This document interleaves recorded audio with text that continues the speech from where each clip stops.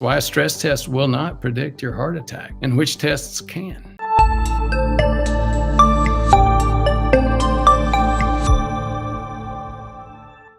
In your typical doctor's office, you start with your doctor doing some sort of mental shorthand for a Framingham. If you have more interest in it, we can talk more deeply about Framingham and what it actually is. But the bottom line is, it's not a measurement, it's a guess. And there are challenges with the Framingham calculator, the guess. I'm not the only person talking about that. You go to Hopkins, you go to all the standard academic areas in medicine, have people saying the same thing. The most recent Framingham is significantly flawed. For example, it tends to double the actual risk for women. Why is that? Well, there's been improvement in actual risks, and the current Framingham numbers tend to be about a decade old. So you'd say, well, if the current numbers are bad, why don't we use older ones? Well, the older ones are worse. So Framingham alone is not great. The other problem with Framingham is that you go to see your doc, and your doc usually thinks he or she already knows it. Or if they're not arrogant and they recognize they really don't know the whole thing, they just don't have the time because they're seeing patients under an insured environment, and they got to get you in and out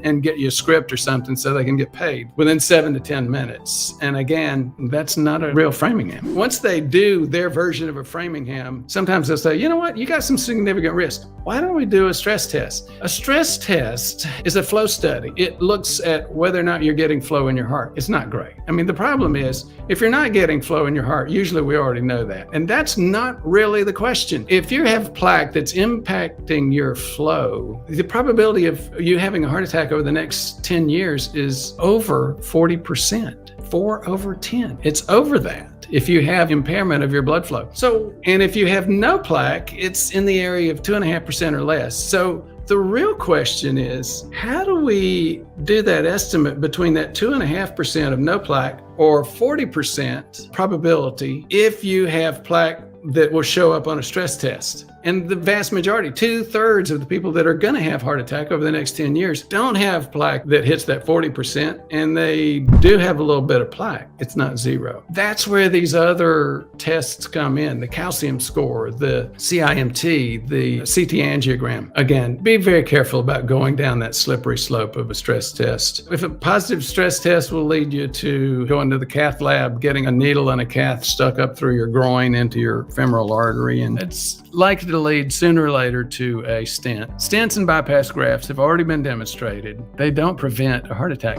Now, I always get haters when I say that. Look the studies up, look my videos up, the COURAGE trial, the ischemia trial. Now, let me clarify something. If you're having a heart attack and the doctor is able to impact that heart attack with a stent, do it.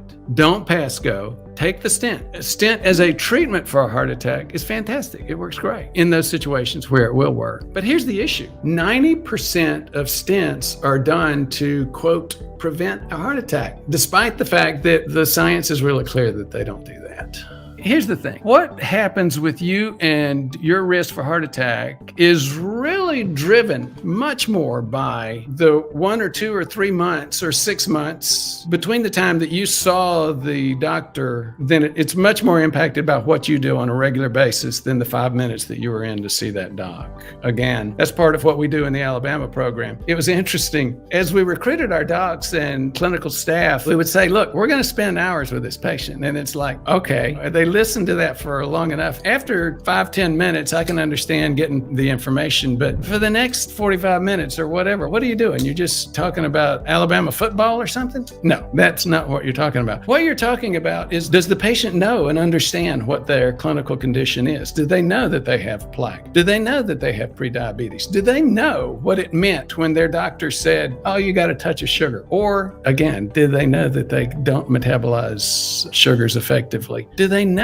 that grain products are the major source of carbs in their diet? They're eating a whole lot of pasta, but they're saying, oh, you know what? I'm watching my sugar because I only use 1 teaspoon of sugar in my coffee in the morning now instead of 2 or 3. And it's like, but yet you're eating pasta all day, 3 times a day. It takes a lot more time and effort to help a patient deal the state of their disease with their health behaviors. And then none of that discussion got into motivation to deal with health behaviors at all. And motivation is to a large extent driven by knowledge of the extent of disease and what you can predict happening from that extent of disease and how you can impact that with your health behavior.